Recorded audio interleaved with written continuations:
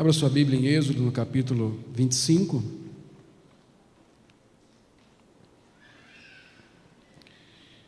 Nós, antes de eu sair de férias, tínhamos meditado, tínhamos estudado, começamos, melhor dizendo, a estudar os versos 8 e 9. Na ocasião, a ênfase foi no versículo 8, um santuário onde Deus habite. E naquela ocasião, quando lemos o versículo 8, nós vimos esse desejo de Deus, gracioso certamente, de habitar com o seu povo. Logicamente, Deus, Ele não habitou em um tabernáculo. Deus, Ele é infinito, Ele é espírito. Ele não cabe em nenhuma estrutura humana. Ele não cabe no tempo e no espaço. Por isso mesmo, Ele é eterno. Essas categorias não fazem parte da natureza de Deus.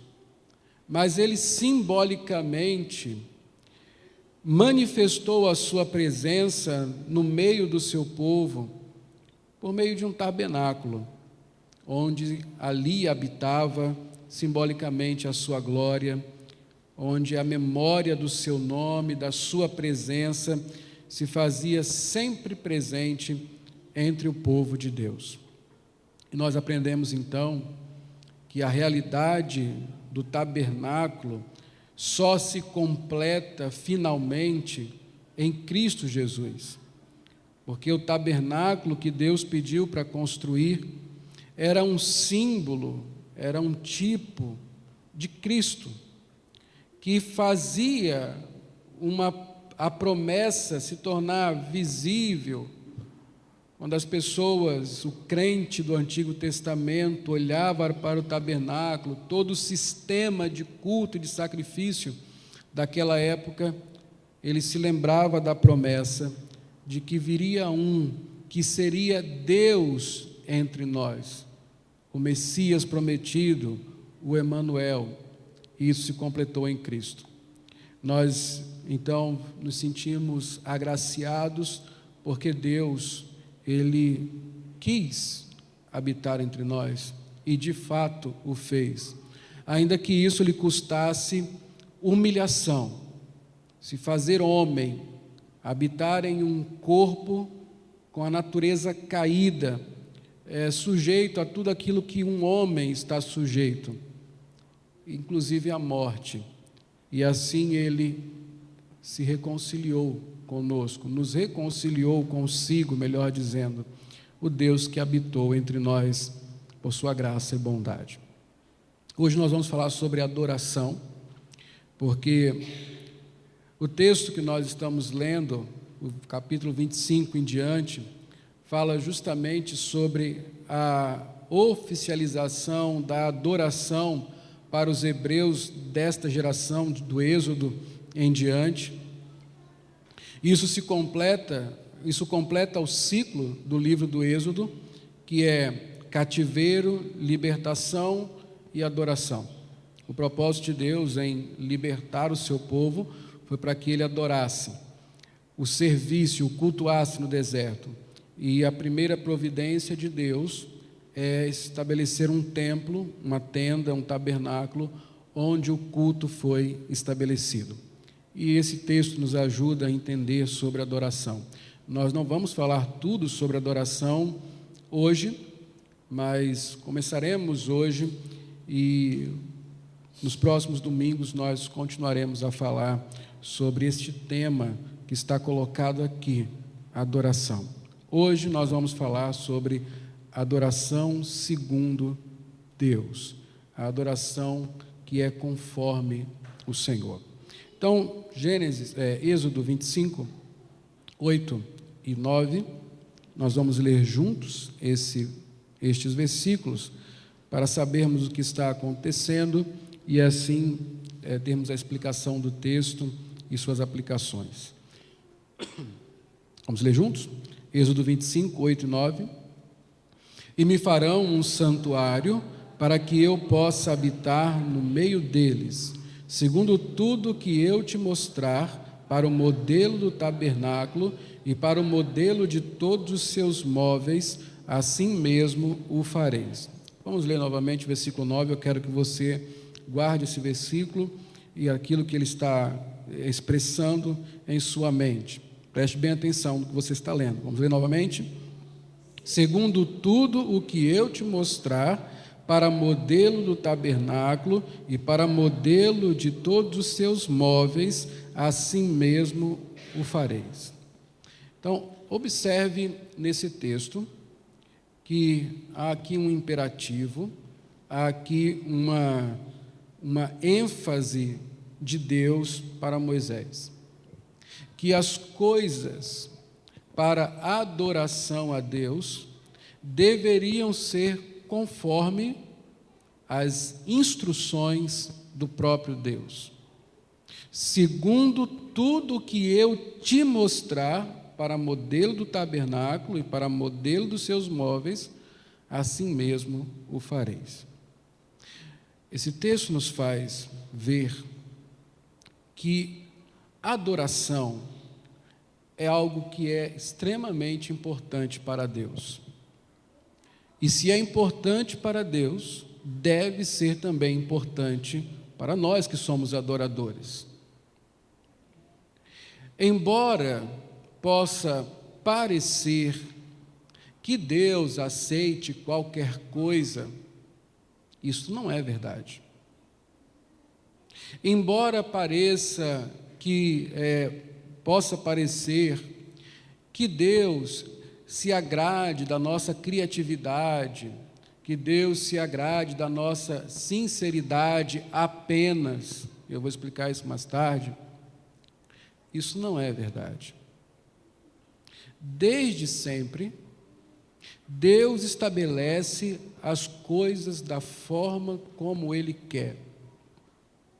Deus só pode ser agradado se nós o agradarmos segundo aquilo que Ele mesmo prescreve.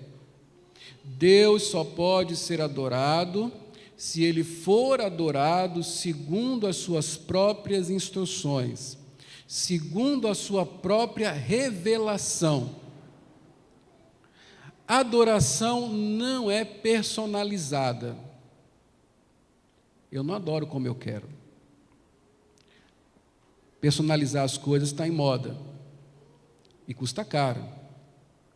Mas a adoração a Deus não é personalizada. Não tem cada um jeito de adorar a Deus. Eu não tenho um jeito particular de adorar a Deus. Porque a adoração não é algo que nasce no meu coração. O que nasce naturalmente no meu coração, nós temos aprendido aqui, é idolatria, não adoração. Adoração é algo que Deus coloca em meu coração. A adoração verdadeira a Ele. E por si só a adoração é principalmente um ato de obediência a Deus. Eu faço da forma como Deus quer, porque é isso que lhe agrada. E é disso que nós vamos falar nesta noite. Segundo tudo o que eu te mostrar, para modelo no tabernáculo e para modelo de todos os seus móveis, assim mesmo o fareis. É interessante você observar de cara. Deus falou assim: olha, vocês vão sair do Egito para me adorar.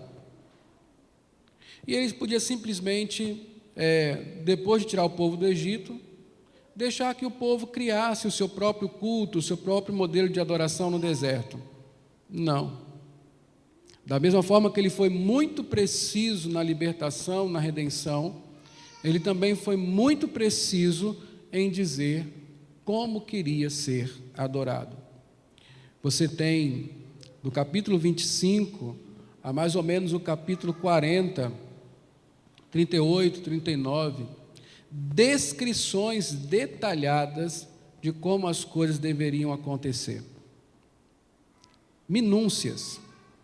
E se não bastasse isso, há um livro, o livro de Levíticos, todo ele instruções de como a adoração, o culto a Deus deveria ser executado naquele tempo. Então Deus é muito preciso, muito minucioso, muito cuidadoso com a adoração do seu nome. E esse é o primeiro princípio que nós temos que guardar em nossas mentes. Eu não adoro como quero. Se eu quero adorar a Deus, eu preciso adorá-lo conforme Ele quer. A adoração é para Deus, portanto, deve ser conforme lhe agrada. Mas vamos por partes, passando essa introdução, vamos estabelecer algumas coisas importantes que fundamentam tudo que nós precisamos para aplicarmos a nossa vida. Primeira coisa, o propósito da redenção é a adoração. O propósito da redenção é a adoração. Isso aconteceu lá no Êxodo. Por que que Deus tirou o povo do Egito? Por que que Deus fez todo aquele ato poderoso para libertar Israel do Egito? Os propósitos estão estabelecidos na palavra do Senhor. A própria história do Êxodo nos conta o porquê, que motivo, o que Deus esperava quando tirou o povo do Egito. Êxodo 3, começo da história, no capítulo 12, no versículo 12, Êxodo 3, 12.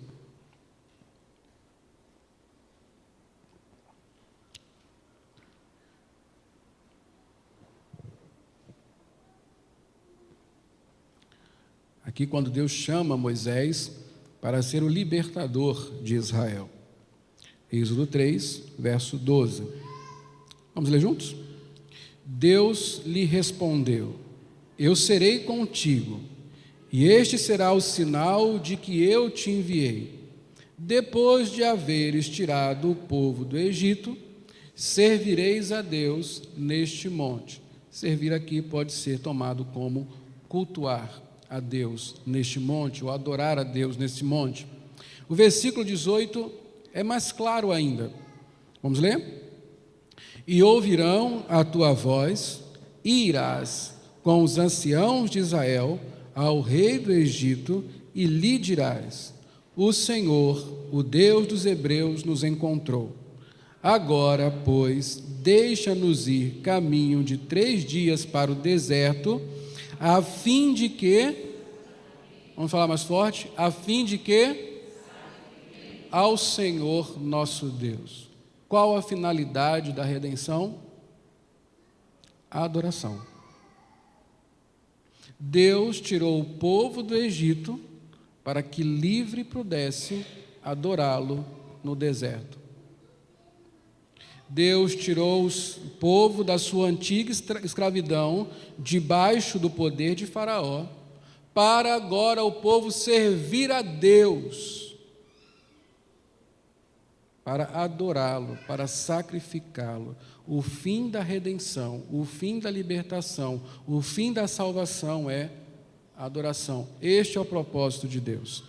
A redenção dos hebreus tinha como propósito libertar aquele povo para que, livre de sua escravidão, servisse somente a Deus e somente a Ele prestasse culto. Em outras palavras, o propósito de Deus em libertar seu povo era a adoração do seu próprio nome. O supremo propósito de Deus é sempre a sua própria glória. O primeiro mandamento que Deus deu àquele povo, qual foi? Qual é o primeiro mandamento? Mas ele não começa assim, né? Eu vou ter que repetir os 10 mandamentos a cada 6 meses, né? Qual é o primeiro mandamento? Não terás outros deuses diante de mim. Mas isso é aquilo que nós guardamos na mente. O primeiro mandamento, ele diz assim: então falou Deus todas estas palavras: eu sou o Senhor teu Deus, que te tirei da terra do Egito, da casa da escravidão. Essa história é o quê? A redenção. Ele é o Redentor. Eu tirei vocês da terra do Egito, da casa da escravidão, portanto, não terás outros deuses diante de mim. Vocês vão adorar somente a mim. E da forma como eu quero ser adorado. Porque o segundo mandamento diz: não farás para ti imagem de escultura para as adorares. Não é apenas o objeto, mas a forma como se deve adorar. Adoração é o fim da redenção, é o propósito de Deus na redenção do povo hebreu. Será que isso muda conosco? Será que Deus tem um outro propósito para nós, que não a adoração ao nos salvar? Não. A nossa redenção em Cristo também o propósito dela também é a adoração a Deus. Nós fomos salvos para adorar o Senhor. Nós fomos libertados dos nossos pecados para adorar o Senhor. E eu quero mostrar isso de duas maneiras. Primeiro, porque Cristo foi à cruz. Por que Jesus foi à cruz? E depois, qual o fim, objetivamente, da nossa redenção? Então, você pode se chocar com isso, mas Jesus não foi à cruz especialmente para te salvar. Ele não foi à cruz com o propósito único ou principal de me salvar ou salvar a sua vida. Essa não é toda a verdade. Esse não foi o principal propósito, nem foi o objetivo final de Jesus. O propósito de Jesus na cruz, em primeiro lugar e principalmente, é glorificar o próprio Deus, é adorar o próprio Deus, é oferecer um sacrifício de si mesmo a Deus. E o seu sacrifício foi tão agradável a Deus que nós fomos salvos.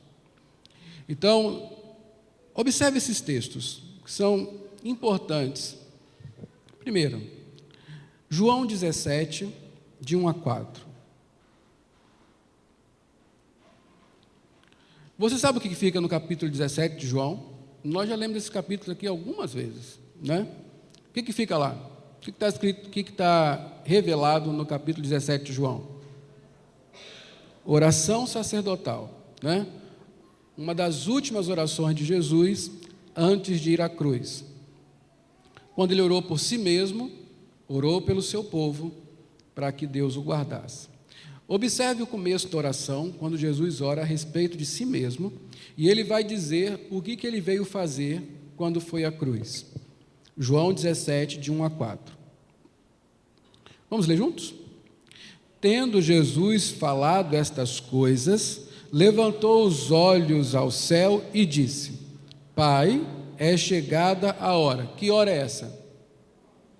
A hora da morte, a hora da cruz. Pai, é chegada a hora. Vamos continuar? Glorifica a teu filho, para que o filho glorifique a ti. Como é que Jesus ia glorificar a Deus? Como? Onde? Na cruz, com a sua morte. Versículo 2: Assim como lhe conferiste autoridade sobre toda a carne, a fim de que ele conceda a vida eterna a todos os que lhe deste. E a vida eterna é esta: que te conheçam a ti, o único Deus verdadeiro, e a Jesus Cristo, a quem enviaste. Agora observe, porque esse texto é muito claro. Vamos ler? Eu te glorifiquei na terra, consumando a obra que me confiaste para fazer. Como é que Cristo glorificou o Pai? Indo à cruz. A cruz diz respeito à glória de Deus e não somente à nossa salvação. O que Cristo foi fazer na cruz, principalmente, sobretudo, o objetivo principal, glorificar a Deus, a adoração. O final da obra de Cristo na cruz é que Deus seja glorificado. Quer ver outro texto interessantíssimo? profundo em expressar essa verdade, Filipenses 2, de 5 a 11.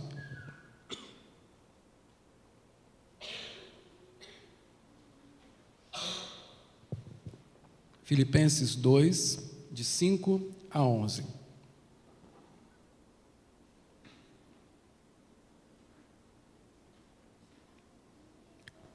Vamos ler então, juntos?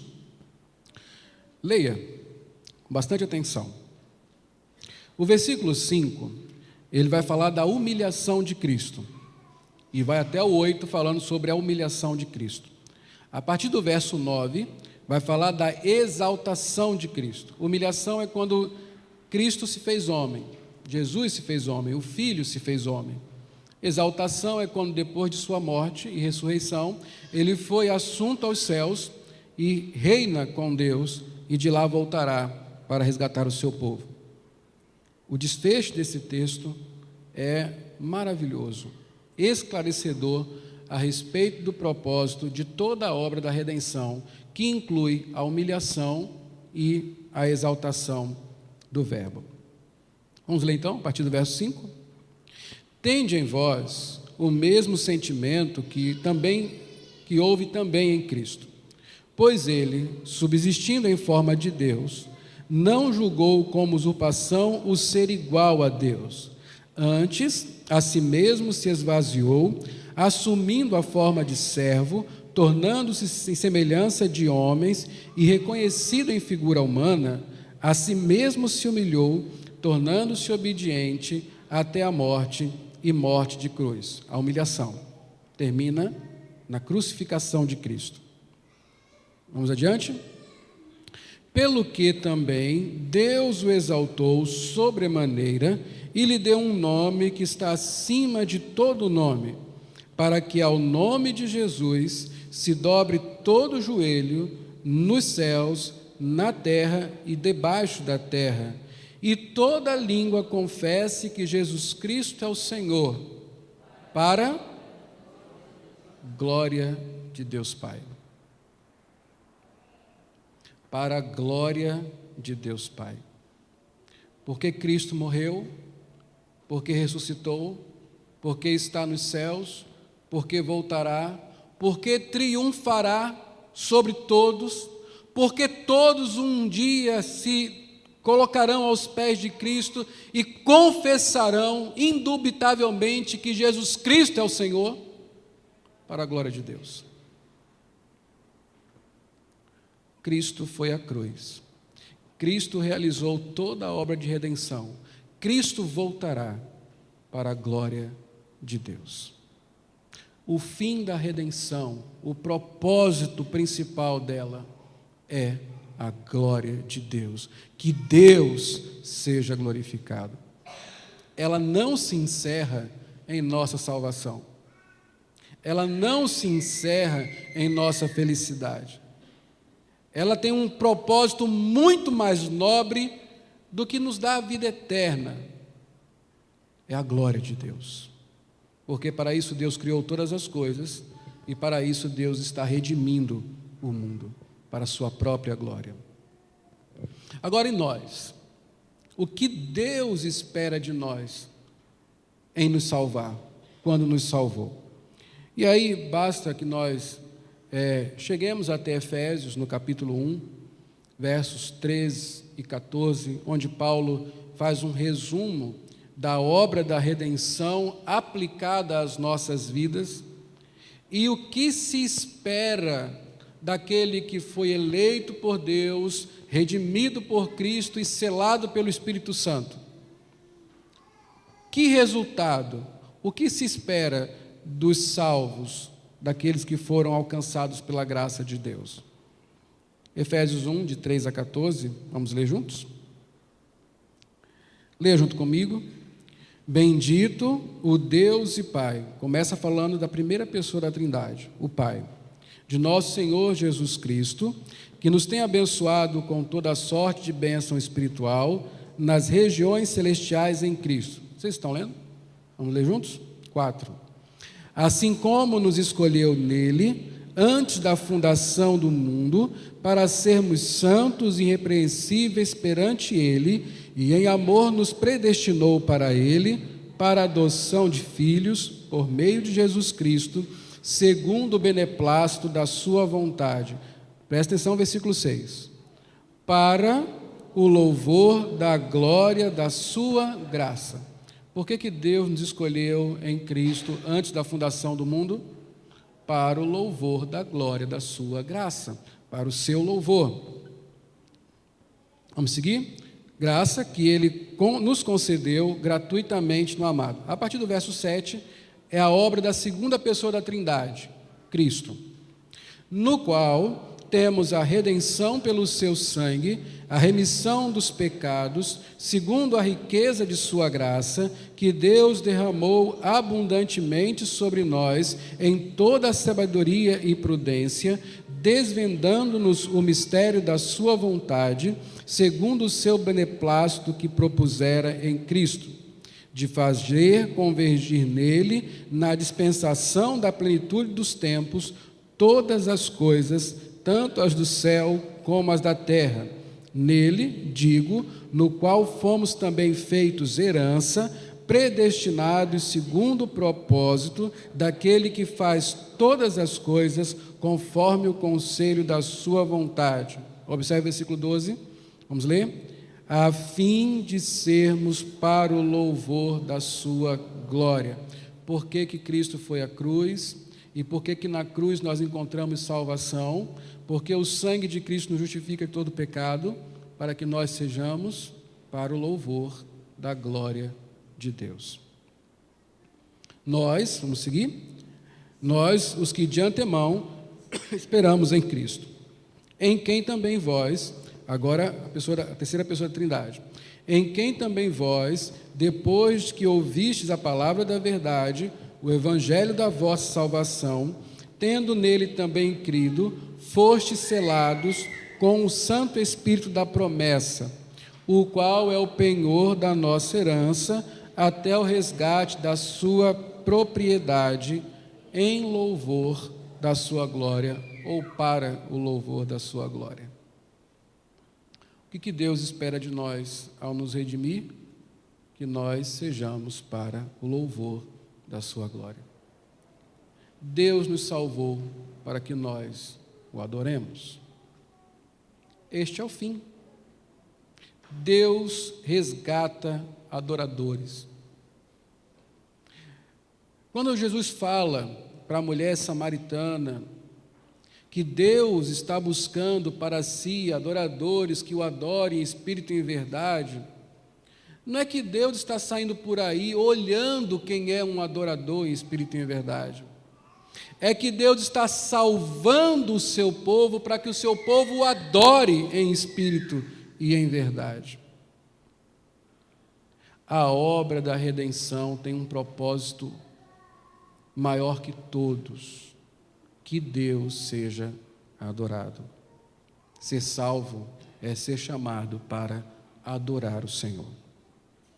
Jesus não foi à cruz com o propósito primeiro de nos salvar. Na verdade, Ele realizou toda a obra de redenção para que Deus fosse glorificado.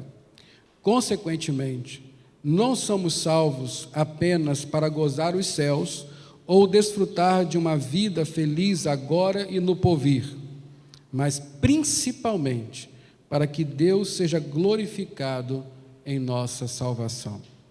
E aqui nós entendemos um pouco mais sobre o propósito das nossas vidas. A primeira pergunta do nosso catecismo diz qual o fim principal do homem, e a resposta ela é muito objetiva. O fim principal do homem é glorificar a Deus e gozá-lo para sempre, ou deleitar-se nele para sempre. Deus criou o homem para a sua glória, Deus criou todas as coisas para a sua glória, e Deus redimiu o homem perdido para a sua glória, para o seu louvor, para a sua adoração. E é interessante que a expressão de adoração, a vida de adoração, ela é aquela manifestação de que, de fato, houve o alcance da graça em um coração. Que nós compreendemos a preciosidade de Cristo, que nós entendemos a grandiosidade da salvação, que nós compreendemos o que é graça, misericórdia, que nós entendemos a gravidade do nosso pecado e para onde estávamos andando e o valor do resgate pelo sangue de Cristo. Quando finalmente estas coisas fazem sentido na vida de alguém, não há outra coisa a fazer senão adorar o Senhor, viver para a sua glória, cumprir o propósito da redenção, adorar o Redentor. A redenção tem como propósito a adoração. Quando lhe perguntarem, por que Cristo foi à cruz? Você já sabe a resposta. Ele foi para glorificar a Deus. E se lhe perguntarem, por que Deus lhe salvou? Você não vai dizer assim, para eu ir para o céu. Não. A resposta é, para glorificá-lo eternamente. Para revelá-lo ao mundo, porque isso é glorificar a Deus. Algumas aplicações nesta parte que são importantes para você entender na sua vida o que significa o fato de que a redenção tem como objetivo principal a adoração. Primeira coisa que você deve saber e guardar: o alvo supremo de Deus é manifestar sua glória e ser glorificado em seu povo. Você sabe de qual o que diz o Salmo 19:1? Os céus proclamam a glória de Deus e o firmamento anuncia as obras das suas mãos. Por que Deus criou tudo? Você pode pensar, para nos dar um mundo belo, cheio de cores, cheio de diversidades. Não. O mundo é da forma como é, lindo do jeito que é, perfeito do jeito que é, extraordinário e exuberante do jeito que é, por um motivo apenas: para revelar, manifestar a glória de Deus. Esses dias de viagem foram bastante interessantes. Dos grandes prazeres de pegar a estrada é poder contemplar a paisagem. Nosso estado ele é bem plano. Nós não temos morros aqui. Temos lá a Serra de Itabaiana, nós temos outras belezas, mas não temos morros aqui.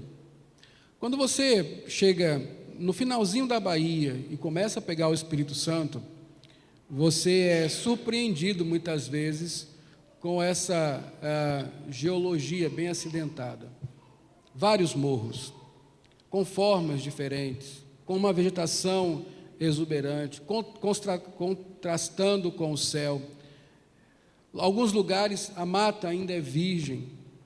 Você vê uma diversidade de plantas, de árvores, e você fica realmente tomado de surpresa da grandiosidade da criação.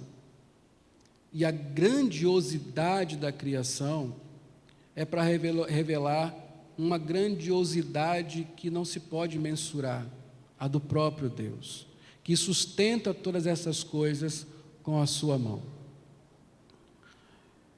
Você contempla a glória do Senhor, você observa o seu poder, ainda que em coisas finitas você consegue ver o infinito Deus que criou todas estas coisas. Agora, maior ainda que a criação, mais extraordinário que qualquer uma daquelas paisagens que eu vi, é a cruz. É o Deus que se encarna, é o Deus que se limita, que se faz homem, o Deus que entra na história mesmo sendo eterno, o Deus que se mistura com outras pessoas, fisicamente falando, o Deus que toca quem ninguém queria tocar, o leproso, o Deus que conversa e age na vida de pessoas que eram marginalizadas, prostitutas, pecadores, o Deus que deixa os seus pés serem empoeirados, o Deus que se limita a adoecer, a sofrer, a ser tentado, o Deus que chora pela morte de um amigo, o Deus que clama por socorro, o Deus que vai à cruz e morre para salvar o pecador. E quando você contempla a cruz, tudo vira sombra, tudo perde o valor, porque não há nada mais valoroso do que a obra de Cristo na cruz.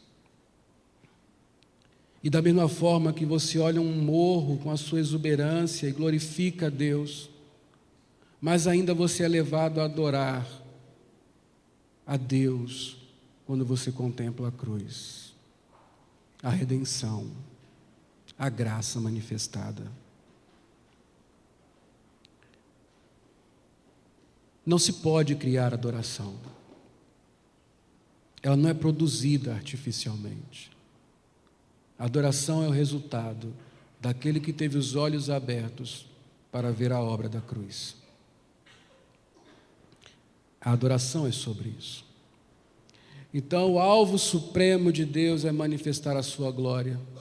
Ele manifestou na criação, ele manifestou na redenção. João fala, quando relata a encarnação do Verbo, e diz: e vimos sua glória, a glória como a do unigênito do Pai.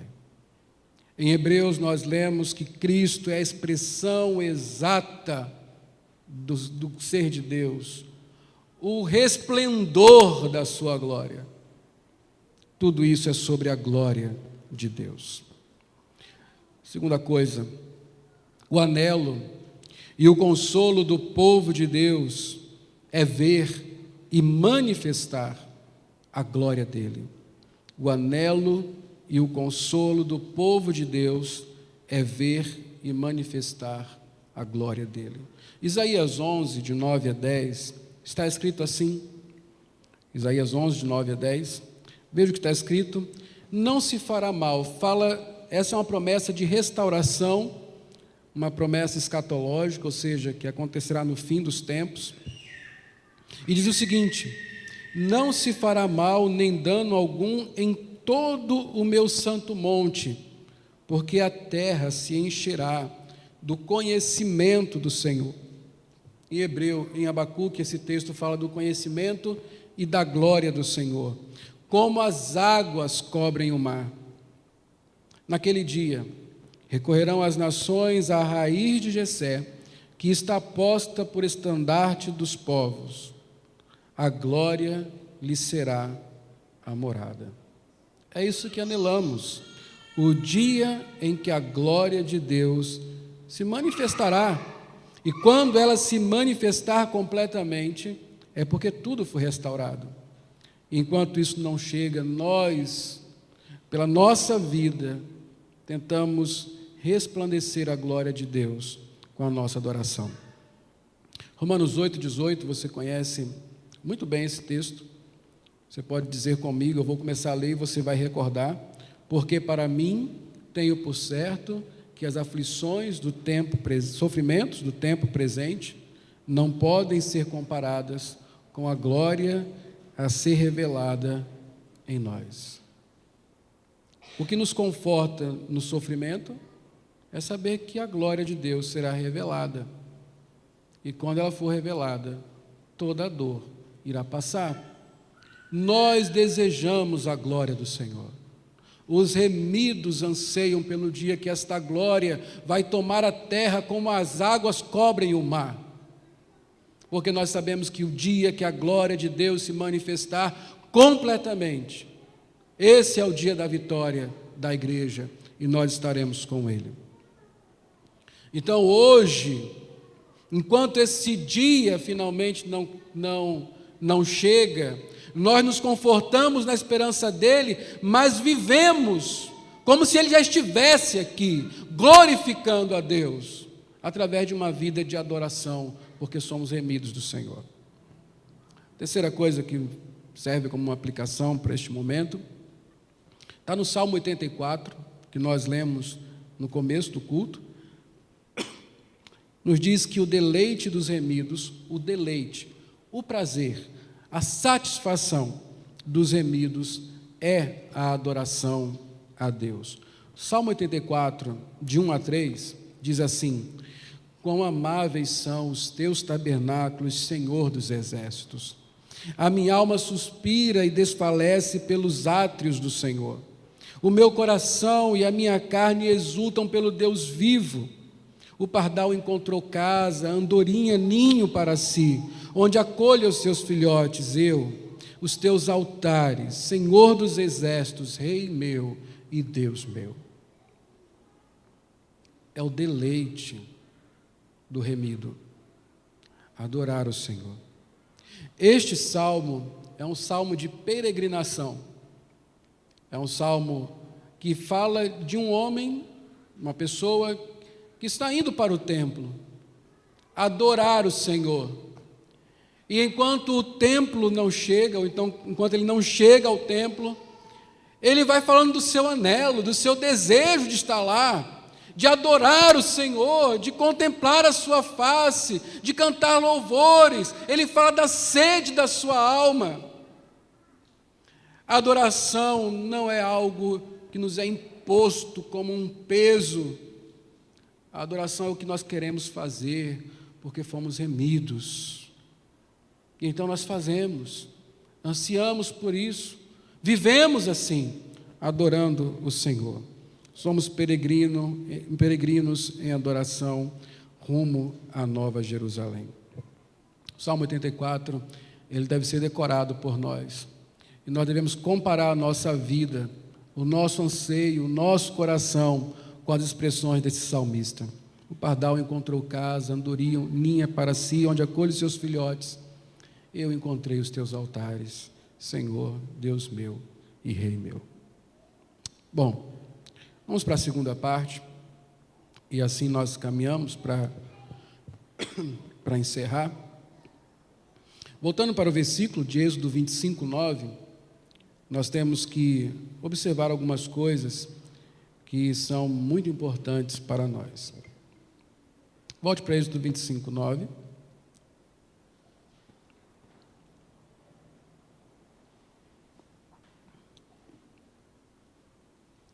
Vamos chegar ao nosso ponto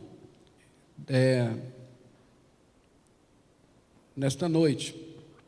Adorar como Deus quer ser adorado. Até aqui nós vimos que tudo que Deus fez deve resultar em louvor, em glória, em adoração ao seu nome. Todo o propósito de Deus mais nobre é que Ele seja glorificado. A nossa vida remida é para glorificar o Senhor. Então, Êxodo 25, 9 diz: segundo tudo o que eu te mostrar, para modelo do tabernáculo e para modelo de todos os seus móveis, assim mesmo o fareis, adorar como Deus quer ser adorado. E aí, se você seguir o texto, seguir os capítulos posteriores a esses versículos, você vai observar todo o detalhamento aí de mobília, da construção da própria tenda, os materiais usados. Depois você vai ver o estabelecimento do sacerdócio, as roupas do sacerdote. Depois você vai ver os sacrifícios, como deveriam ser feitos, onde deveria ser feito, a que horas deveria ser feito, e assim por diante. Há pelo menos 3 figuras importantes na descrição do culto conforme Deus estabeleceu para o povo hebreu. As 3 figuras são o sacerdote, o templo e o sacrifício. É o que nós vamos encontrar no Antigo Testamento. 3 figuras importantes. Então, a primeira figura importante aqui é do sacerdote. Quem recebe as instruções, tanto da lei quanto da planta do templo, é Moisés. Moisés é um representante do povo diante de Deus. Na verdade, Moisés, ele tem 3 ofícios. Ele é o governador daquele povo, o juiz daquele povo, representando o governo de Deus para o povo. Moisés era o profeta, a boca de Deus, representava a palavra de Deus no meio daquele povo. Moisés era o sacerdote, porque também representava o povo diante de Deus.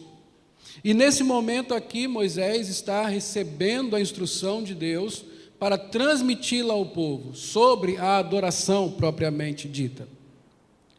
Moisés, ele mesmo, a sua própria figura, já representa aquele que viria posteriormente, que é o próprio Senhor Jesus Cristo, o nosso profeta, sacerdote e rei. Ele que nos representa diante de Deus e que representa Deus para nós, sendo Ele o próprio Deus. Moisés foi a primeira pessoa a sacrificar no templo. Ele sacrificou novilhos para consagrar os sacerdotes. E desde que ele fez isso, quando consagrou Arão e seus filhos, Arão e seus filhos, se tornaram os representantes do povo diante de Deus. Arão se tornou o sumo sacerdote, aquele que oferecia sacrifícios por si mesmo e em favor do povo, aquele que anualmente adentrava os santos dos santos para fazer, por meio de sacrifícios imolados de animais, a propiciação do pecado para si e para o povo. Se não houvesse sacerdócio, não havia comunicação entre o povo e Deus. O povo estaria alienado sem o sacerdote. Essa era uma figura importantíssima.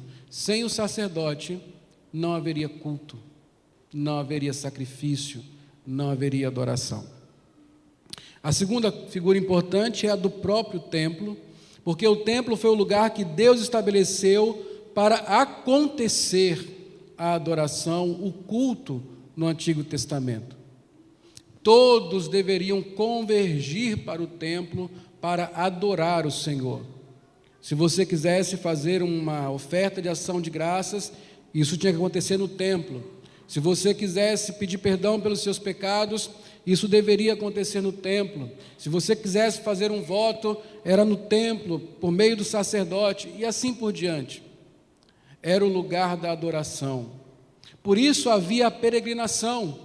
Por isso o templo ficava no centro das tribos, para que toda a vida do povo tivesse centralizada na adoração representada pelo templo. Se não houvesse templo, a partir desse momento, também não haveria adoração.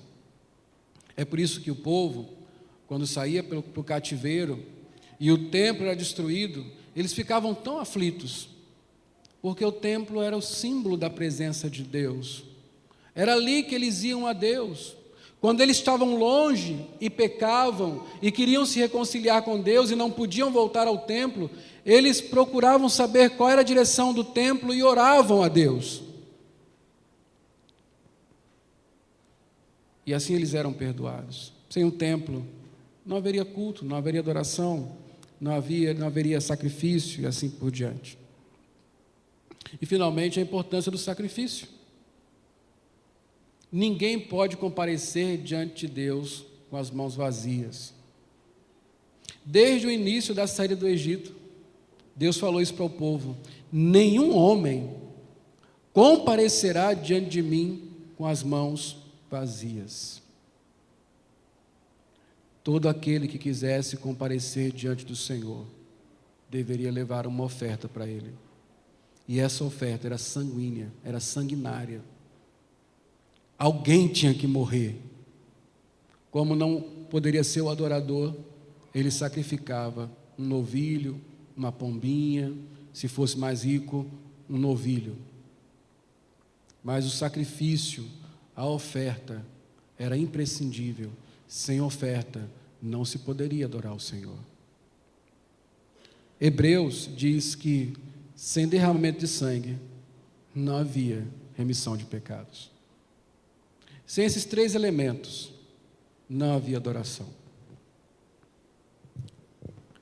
E aí você vai entender a importância de Cristo para nós. Porque o templo era importante, o sacerdote era importante, o sacrifício era importante, mas Jesus é de suma importância. Sem Jesus não há adoração. As figuras do sacerdote, do templo e do sacrifício, elas se concentram todas e ganham seu real valor em Cristo. Ele é Deus que habita conosco, Ele próprio é o tabernáculo de Deus entre os homens. Ele é o sacerdote que representa os homens diante de Deus. É Ele que intercede por nós. E o sacrifício que Ele oferece, Ele mesmo. Ele ofereceu a si mesmo uma vez por todas para nos resgatar. Ele é o sacerdote perfeito, definitivo e eficaz. Sem Cristo, guarde isso, sem Cristo é impossível adorar a Deus. Não existe adoração sem Jesus. Não existe oferta sem Jesus. Não existe louvor sem Jesus. Não existe nada sem Jesus. Por quê? Hebreus 10, de 9 a 22, diz assim: tendo, pois, irmãos, intrepidez para entrar no Santo dos Santos, pelo sangue de Jesus, pelo novo e vivo caminho que Ele nos consagrou pelo véu, isto é, pela sua carne, e tendo grande sacerdote sobre a casa de Deus, aproximemo-nos com sincero coração, em plena certeza de fé, tendo o coração purificado de má consciência e lavado o corpo com água pura, tendo intrepidez para entrar no Santo dos Santos, pelo sangue de Jesus. Você lembra que eu falei que ninguém pode comparecer diante de Deus de mãos vazias? Isso serve para nós também. O que você trouxe hoje? Quando você ora, o que você oferece a Deus? Como é que você comparece diante de Deus, se as suas mãos estão vazias? Você não tem nenhuma oferta para entregar ao Senhor. Nenhuma oferta que lhe agrada. Você não levou um cordeiro, você não levou um novilho, nem uma pombinha.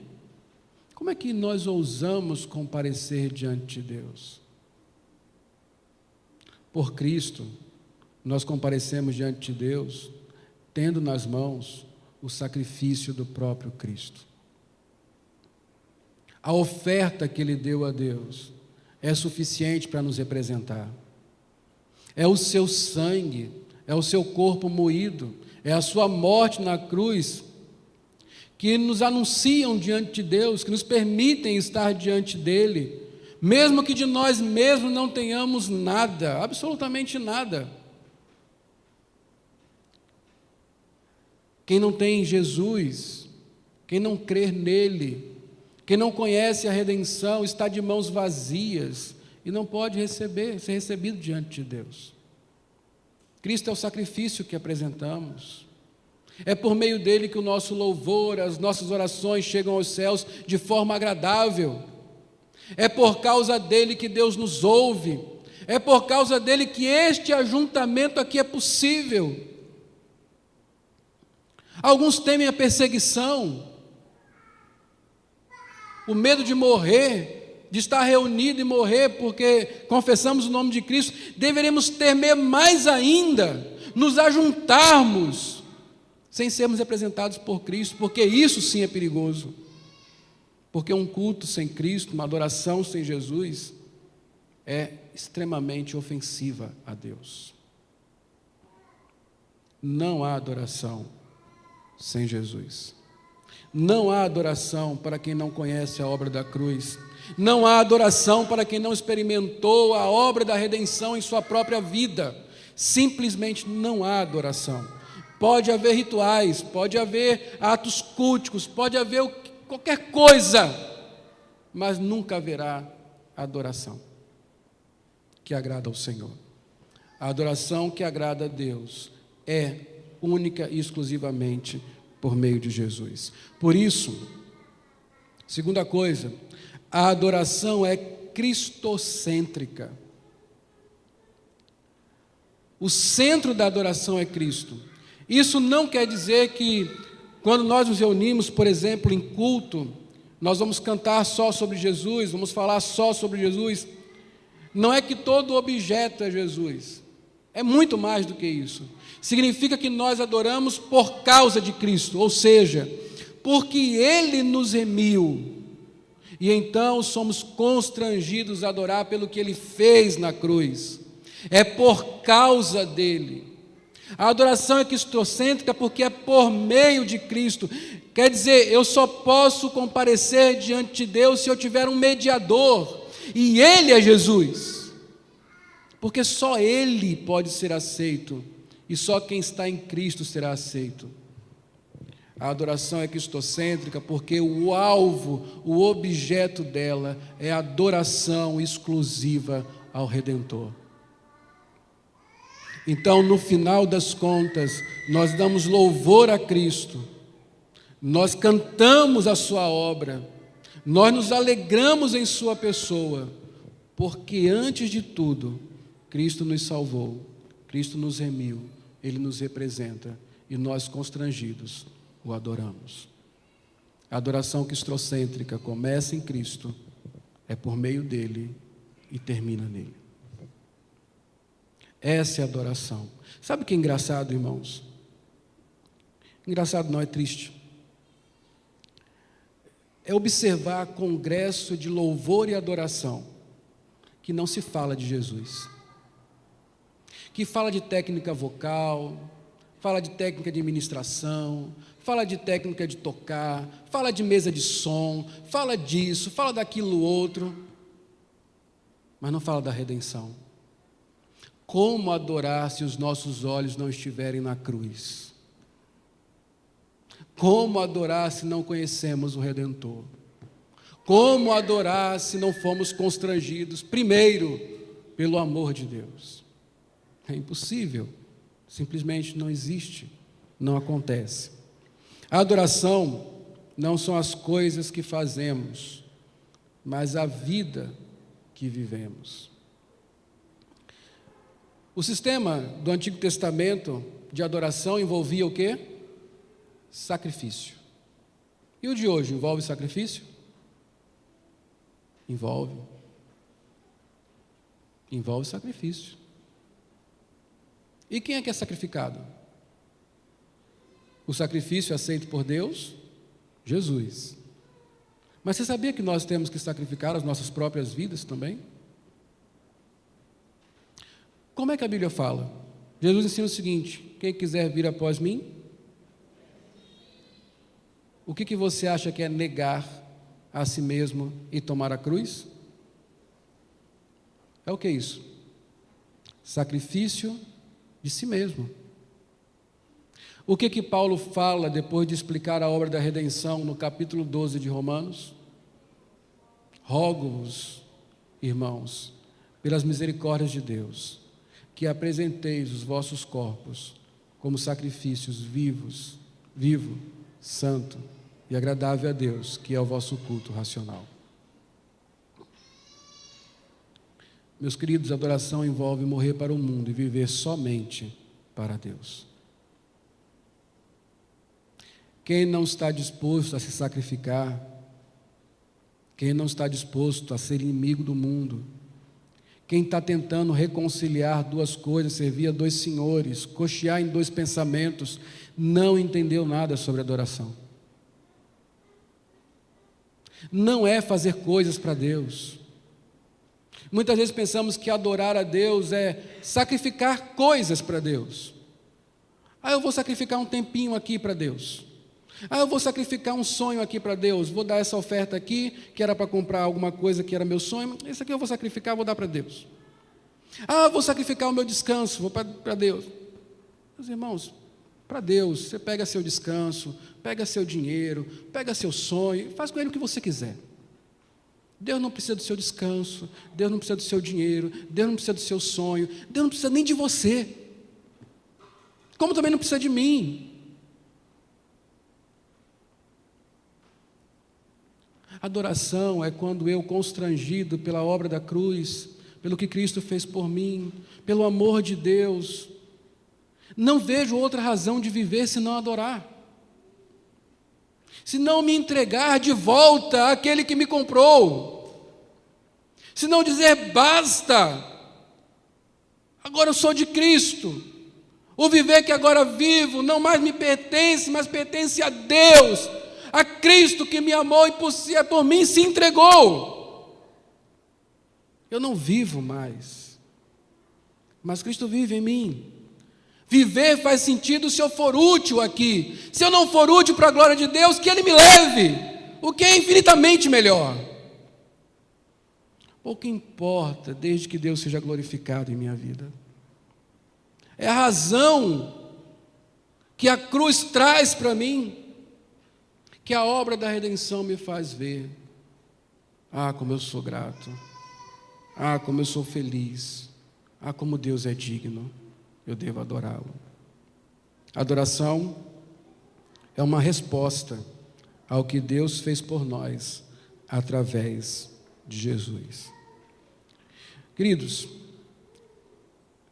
este não é o ponto mais importante, mas eu gostaria que você mantivesse sua mente nele. A adoração é uma resposta ao que Deus fez por nós através de Jesus. Vou repetir. Adoração é uma resposta, uma reação ao que Deus fez por nós através de Jesus. Por que eu fui tão enfático nisso? Porque para muitos de nós, a adoração é aquilo que eu faço para mover Deus. Se eu quero algo especial, eu adoro mais. Se eu estou passando por um momento difícil e quero uma solução, eu adoro mais. Eu vou mais à igreja, eu oro mais, eu me dedico mais, eu falo menos palavrão, eu fumo menos, eu bebo menos, eu como menos, eu faço tudo certinho. Para ver se Deus se compadece de mim e muda a minha sorte. Quando eu penso em adoração desta forma, eu estou pensando que adoração é a ação e o que Deus fará depois disso é a reação. Mas adoração é resposta. A resposta de alguém que sabe que Deus já fez a maior coisa por ele. Ele lhe deu vida em Cristo. Ele não é mais um perdido porque Deus o salvou dos seus pecados. A adoração, ela surge porque aquele que não adorava a Deus, antes era um blasfemo, era alguém que repudiava o Senhor, compreendeu que graciosamente Deus o encontrou, tirou daquele lamaçal, colocou os seus pés sobre uma rocha firme, lhe firmou os passos e pôs um novo cântico em sua boca, um hino de louvor ao nosso Deus. É a reação de quem sofreu a ação de Deus em sua vida. Por isso a adoração, ela sobrevive às intempéries. Por isso a adoração, ela vai além das circunstâncias. Por isso a adoração pode acontecer com um riso nos lábios ou com a lágrima nos olhos. Por isso a adoração acontece no nascimento de um filho e na morte de alguém. Ela nunca cessa, porque ela não está ligada ao que vai acontecer ou das circunstâncias que eu vivo. Ela está ligada ao único fato de que Cristo morreu por mim. De que desde a eternidade Deus teve um propósito no seu coração de me salvar à custa do seu próprio Filho. Isso me faz adorar. E isso nunca me é um peso. Isso nunca me é enfadonho. Isso é a minha busca. É o que eu quero a cada dia. Adorar o Senhor. Porque a adoração é uma resposta, ela deve ser bíblica. Ou seja, da forma como Deus quer. Ela não pode ser uma invenção, não se inventa a adoração. A adoração, ela vem por revelação. Deus revela o que lhe agrada, então eu faço o que lhe agrada para adorá-lo, para glorificá-lo. Eu não invento, eu não produzo adoração. Sabe o que é interessante, queridos? É que muita gente trabalha para produzir nos outros a adoração. Isso é impossível de fazer. Eu posso fazer você cantar melhor. Eu posso fazer você chorar, rir, levantar as mãos, bater palmas, assoviar. Mas isso não é adoração, não. O culto é frio, quente, alegre, triste, festivo, enfim. Não depende de mim, não depende de ninguém, depende de você conhecer a redenção ou não. Porque o que lhe faz adorar, com tristeza no coração ou com alegria, independente da circunstância que você está, aqui e na sua vida, com fervor, com profundidade, não é o que eu digo para você fazer, mas é o que você sabe que foi feito por você através de Jesus Cristo. É isso que produz adoração. E não há ninguém neste mundo que possa produzir adoração, senão o próprio Deus, quando abre os olhos de um perdido e lhe mostra a salvação em Cristo. A adoração é fruto da redenção. A adoração é sempre reverente e preocupada. Quer ver uma coisa? Eu acho que os irmãos já sabem que eu não gosto de doce de batata doce. Não gosto mesmo. Assim como o diabo foge da cruz, eu fujo do doce de batata doce. Eu não gosto. Mas você quer me agradar. Você quer me chamar para comer na sua casa e quer realmente me agradar. Então você faz o melhor doce de batata doce que alguém já experimentou nesse mundo. Para mim ele vai ser doce de batata doce, horrível como qualquer outro.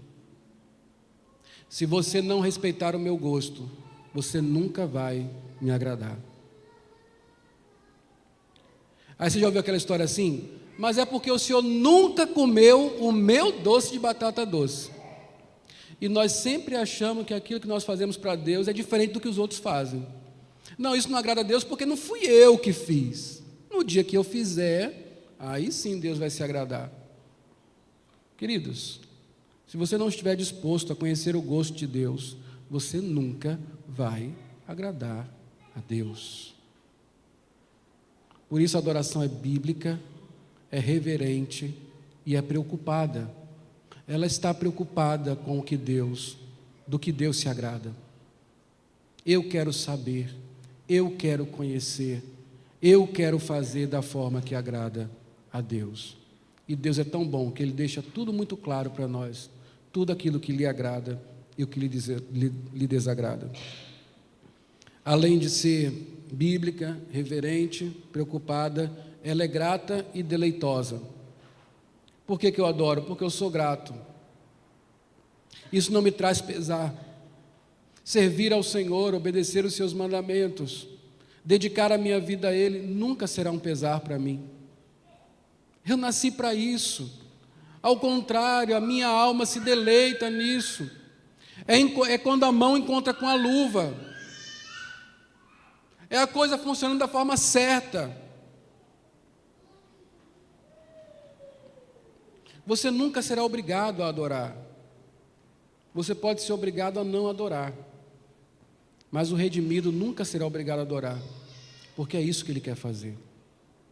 Esse é um dos sinais. Esse é um dos sinais.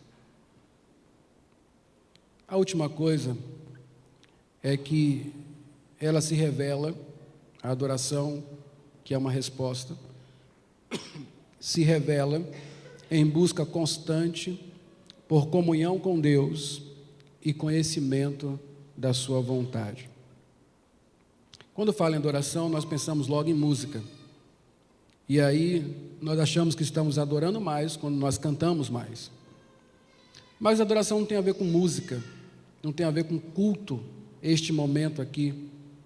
Estas coisas apenas expressam, são momentos de adoração, não é a adoração em si. A adoração, ela tem uma característica, ela se manifesta na busca.